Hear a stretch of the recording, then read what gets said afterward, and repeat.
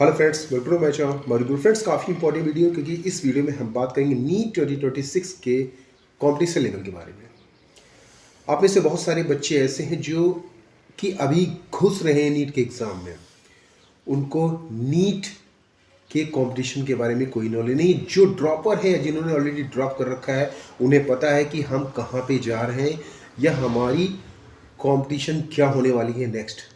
पूरा कंपटीशन के बारे में हम बात करेंगे कि किस तरह से competition year by year increase हो रहा है। और इस टाइम में एक बच्चा जिसके पास उतने अच्छे संसाधन नहीं हैं, जो अभी 11th या 12th के बाद सीधे आ रहा है नीट के एग्ज़ाम में, वो कैसे सर्वाइव कर पाएगा। क्योंकि मेन चीज़ यही है कि यहाँ पे आपको सर्वाइव करके अच्छा स्कूल लेना है। आपको अगर आप अपना ड्रीम कॉलेज लेना है तो 100% है कि आपको बहुत ज़्यादा मेहनत करनी है। मेहनत के साथ साथ डेडिकेशन चाहिए। मेनली कोचिंग में आपको रटे रटाए फैक्ट आपको रोज बता दिए जाएंगे, 10 तरह के एडवर्टाइजमेंट आपको बताएंगे, लेकिन जब तक आप खुद में इम्प्लीमेंट नहीं कर पाओगे वो चीज़ें, तब तक आपके लिए कोचिंग उतनी मायने नहीं रखती है। कोचिंग में अगर आप देखेंगे तो लाखों बच्चे हर साल अपीयर होते हैं, सिलेक्शन होता है हजारों का। तो कैसे कंपटीशन लेवल हम जानेंगे, कैसे उस पर वर्क करेंगे और क्या क्या हमें सावधानियां रखनी है, ये इस वीडियो में बात करेंगे। उससे पहले फर्स्ट टाइम चैनल पे तो सब्सक्राइब कीजिए, वीडियो को लाइक कीजिए और शेयर कीजिए, क्योंकि इससे बेस्ट वीडियो आपको नहीं मिलेगा। मैंने दोस्तों हजारों बच्चों से बात की 2017 से लेकर 2025 तक, जैसा मैंने बोला, और सबका यही कहना था कि सर नीट का एग्ज़ाम जो है वो इतना कॉम्पिटिटिव है कि अगर आप इसमें थोड़ी सी भी गलती करेंगे तो आपका सिलेक्शन रुक जाएगा। बहुत सारे ऐसे बच्चे हैं लास्ट ईयर जिनका एक एक नंबर से सिलेक्शन रुक गया। अगर आप देखेंगे 2020 से लेके 2024 के बीच में जो नीट का कंपटीशन था वो बहुत हाई था।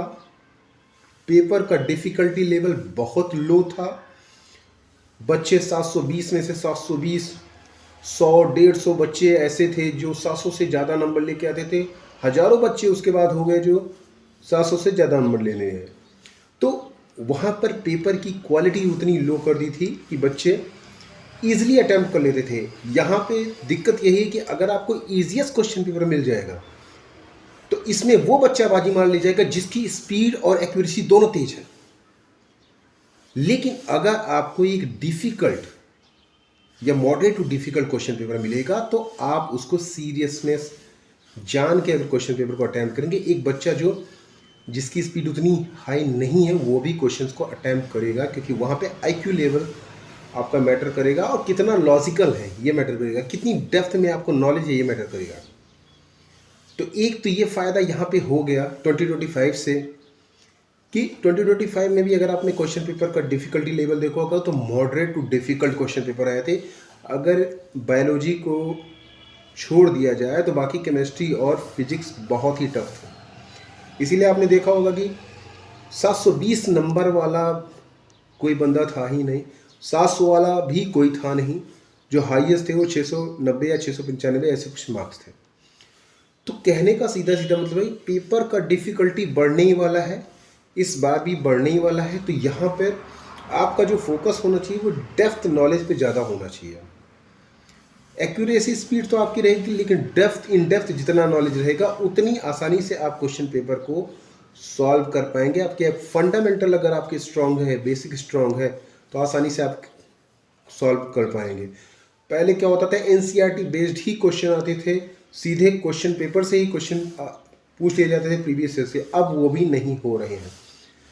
एक डिफरेंट क्वेश्चंस आपको दिए जा रहे हैं जिसके बारे में आपको आइडिया नहीं होगा। तो ये आइडिया आपको कैसे लगेगा, जब तरह तरह के क्वेश्चन पेपर आप सॉल्व करेंगे, क्वेश्चन सॉल्व करेंगे, सीपीएमटी के प्रीवियस ईयर के सॉल्व करेंगे, तो आपको आइडिया मिलेगा धीरे धीरे। ये इसका कंपटीशन की बात करें अगर कि कितना कॉम्पिटिटिव हो सकता है नीट 2026, तो ये इसी बात से अंदाज़ा लगाइए कि पिछले साल के जो ड्रॉपर हैं या पिछले से पिछले साल के जो ड्रॉपर हैं, 2-3 साल के ड्रॉपर हैं, वो भी 2026 में आएंगे। 12th अपीयरिंग बच्चा जो होगा वो भी नीट 2026 में आएगा। 12th अपीयरिंग जो बच्चा है उसको उन बच्चों से कंपटीशन डायरेक्ट है जो ऑलरेडी 500 550 स्कोर करके आ चुके हैं और उनको सीटें नहीं मिली हुई हैं अनफॉर्चुनेटली। उनसे आपको कॉम्पिटिशनस करना है। दूसरा, आपको खुद से भी उनसे आगे होना है, तो खुद को उनसे ज़्यादा मेहनत करनी है। मीन्स वो कम से कम आपसे 1 साल आगे हैं पढ़ाई के मामले में। तो आपका मेनली फोकस यहाँ पे ये होना चाहिए कि आपको डेली रूटीन बना के लगातार मेहनत करनी है। Practice makes man perfect. जितनी ज़्यादा क्वेश्चंस की प्रैक्टिस करेंगे, सिंपल सा है, यहाँ पे कोई कोचिंग काम नहीं आता है। कोचिंग केवल आपको गाइड कर सकता है, केवल रटे रटाए फंडे आपको जो हर साल वो लोग फंडे बताते हैं वही फंडे आप लेके चल सकते हैं। लेकिन जब तक आप खुद से अभ्यास नहीं करेंगे तब तक आप कंपटीशन में नहीं आ पाएंगे। सिंपल सा फंडा है, यहाँ पे कोई रॉकेट साइंस नहीं है दोस्तों। तो इस बात को ध्यान में रख के आप लोग प्रिपरेशन जारी रखिए और जितने भी पॉसिबल टेस्ट सीरीज़ हैं ऑनलाइन या ऑफलाइन आप करते जाइए। टेस्ट सीरीज़ से जितनी भी गलतियां मिल रही हैं उनको सुधारते जाइए, इम्प्रूव करते जाइए। ऐसे ऐसे क्या होगा कि आपकी गलती करने की, जो सिली मिस्टेक करने की आदत है, वो छूटती जाएगी।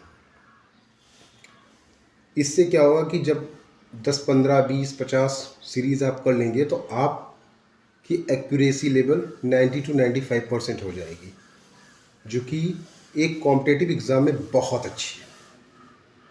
तो हमें केवल टेस्ट सीरीज़ का मतलब यही होता है कि हमें वो गलतियां नहीं करनी है जो एग्ज़ाम में हम करते हैं, वो अभी हम करके उसको इम्प्रूव करेंगे, उस पर वर्क करेंगे तो एग्ज़ाम में हम गलती नहीं करेंगे। तो जो फ्रेशर हैं उनके लिए राहें आसान नहीं है, उन्हें बहुत मेहनत करनी है। आपको ड्रॉपर के लेवल तक आना है, वरना होता क्या है, मैं एक चीज़ बता दूं आपको। जो ड्रॉपर होते हैं वो सेलेक्ट हो जाते हैं, फ्रेशर ड्रॉपर के रूप में नेक्स्ट ईयर के लिए आ जाते हैं। ऐसा होता है अगर आप गलती करोगे तो। इसलिए कंपटीशन में आपको लगातार मेहनत करनी है, डे बाय डे, वरना फिर दिक्कत हो जाती है। फिर आपको as a dropper next year आना पड़ता है। कई बच्चों के साथ होता है, बहुत ही कम ऐसे बच्चे होते हैं जो फर्स्ट अटैम्प्ट में, जिनके बहुत अच्छे स्कोर रहते हैं 600, 650, और एम्स या फिर डिफरेंट गवर्नमेंट मेडिकल कॉलेजेस पे एडमिशन हो जाता है। ऐसा नहीं है कि नहीं होता है, लेकिन होता तभी है जब आप डेडिकेशन और मेहनत के साथ वर्क करेंगे लगातार।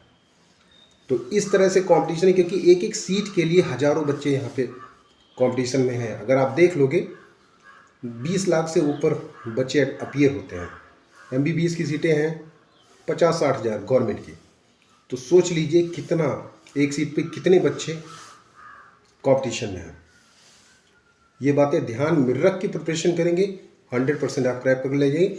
और कोचिंग के भरोसे मत रहिएगा, केवल कोचिंग के भरोसे। बहुत सारे बच्चे होते हैं यार कोचिंग वाला बताएगा तो पढ़ेंगे, कोचिंग वाला जिस तरह से कहेगा उस तरह से पढ़ेंगे, ऐसा नहीं होता है।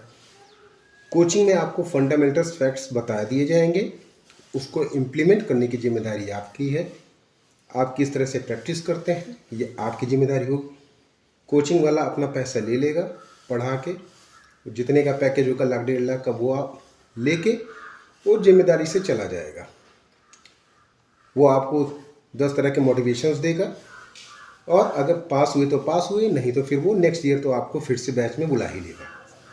तो यहाँ पे घाटा आपका ही है। आपको सिंपल ये सोचना है कि हमें क्या करना है और हमें किस तरह से करना है। ये बातें आप लोग ध्यान में रखेंगे, 100% है सिलेक्शन होगा। बहुत सारे बच्चों का सिलेक्शन होता है, आपका भी होगा।